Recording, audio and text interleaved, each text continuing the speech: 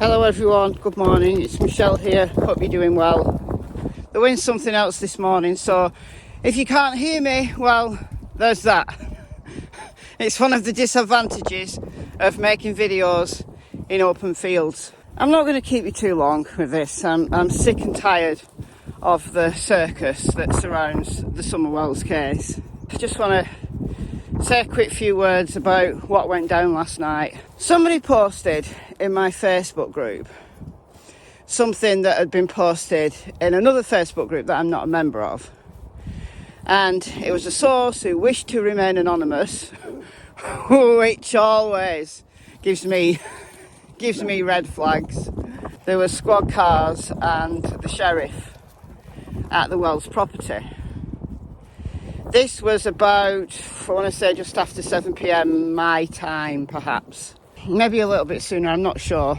So, me and I think a few others in my Facebook group started listening to the police scanner. And when I started listening, there was 11 people listening to the Hawkins County police scanners. And then it jumped. It went like 15, 25, 40, 70. There was nothing on the scanner of note.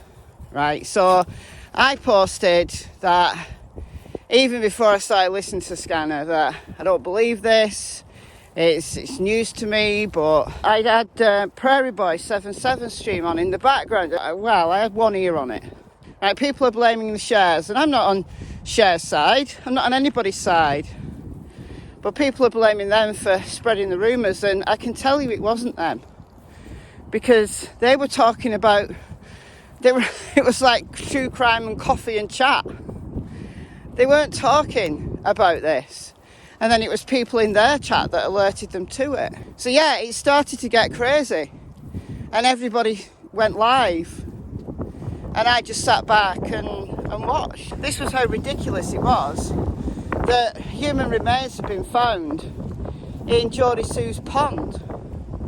Geordie Sue is the neighbour who heard the scream, who at the time of Summer's disappearance was living in the property across Ben Hill Road from the Wells, 125 Ben Hill Road. Well, like, engage the logical side of your brain, right? Engage that. Would the police release or even give anybody the opportunity of finding out if human remains have been found on Ben Hill Road, whether or not it turned out to be Summer?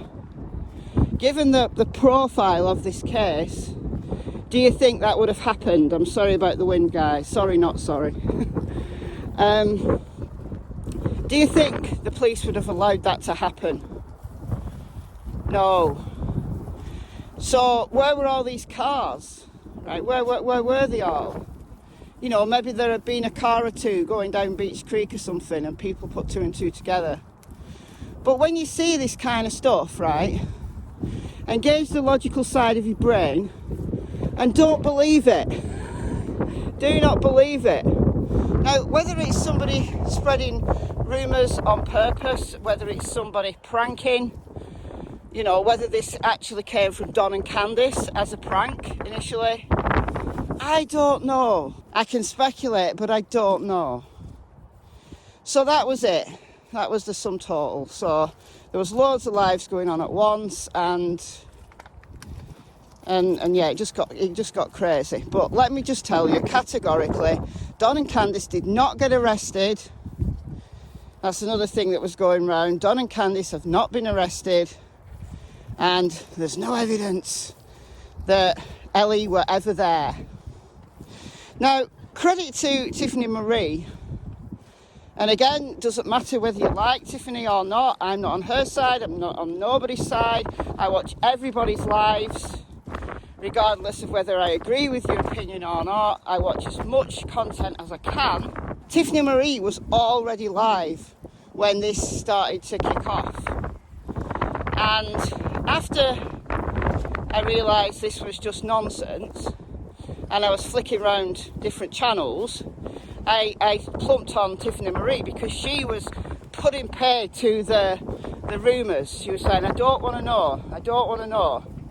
And she had Geordie Sue on. She was interviewing Geordie Sue.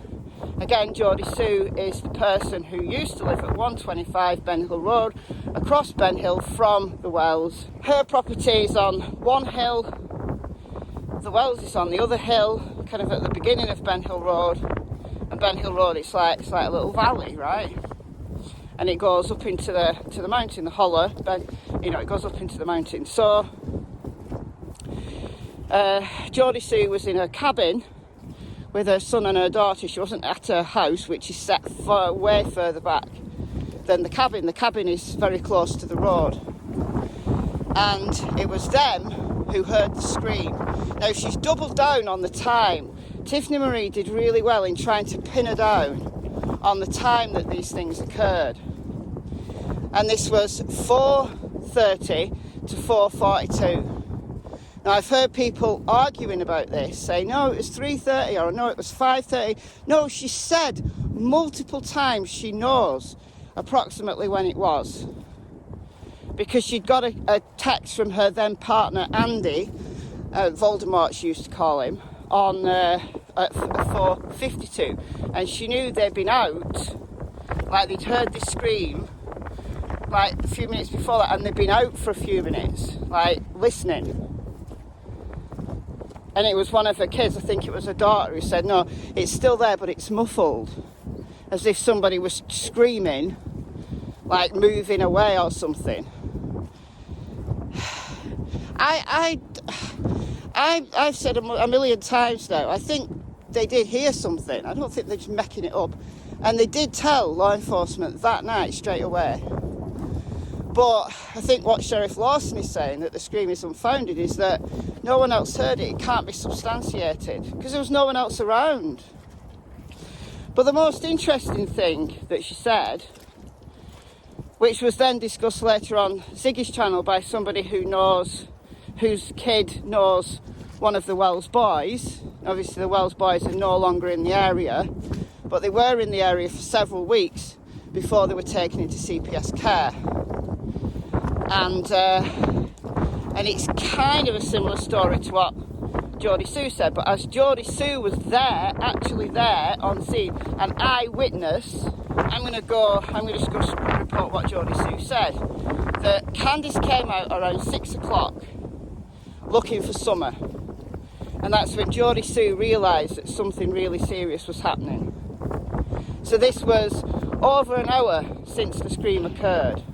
Now, Geordie Sue might be off a little bit on the times here, because if you've just been kind of out, like chilling out, hear something, don't worry too much about it, time can pass by. But it was around 6 o'clock when Candice came out looking for Summer, well over an hour later.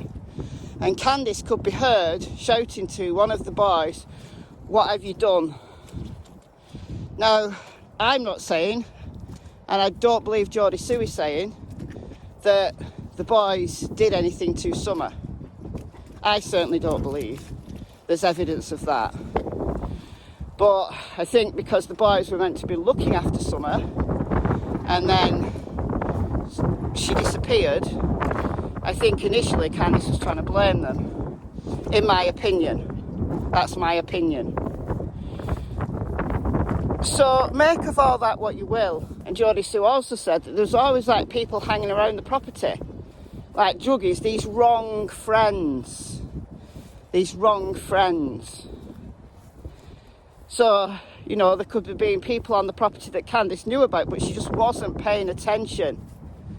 And it's that what she's holding back, and it's that what has messed up the entire timeline, because they've come up with a story to hide the fact that Candice just wasn't paying attention. You know, there's those 3 hours to kill. They got back, you know, not long before 3:30. They must have done, given the other aspects of the timeline that we know about.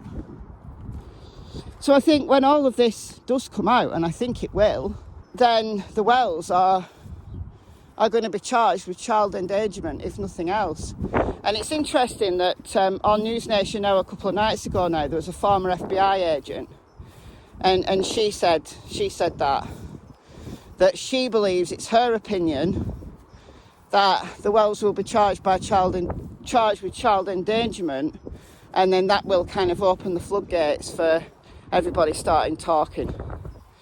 So I hope that occurs, but I think what Ellie are doing is holding back from any charges at the moment because they want to get this investigation as tight as they possibly can. Given that Don has been out there chatting this, that, the other on all sorts of channels, and his late night rants that the FBI are definitely watching, and TBI, the truth is there.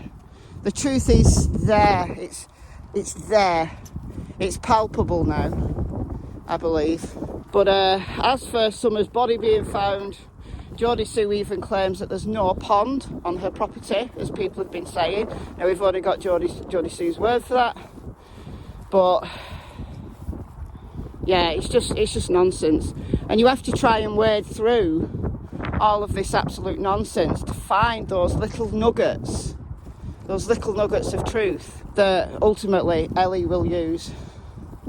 But us here on YouTube, I've said it again and again and again, rather than trying to come up with the minutiae of the how, think about the why. Why did this happen? And I'll leave you with that. Why did this happen?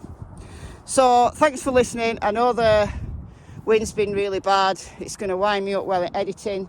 It might have wound you up as well, but you know, this is a nice backdrop.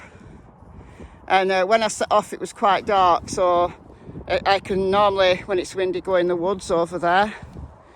But they're really dark before the sun's risen properly. So, whatever. Right. Goodbye from Miss Tillington. Goodbye from Miss Cassie Springer. Right over there. There she is.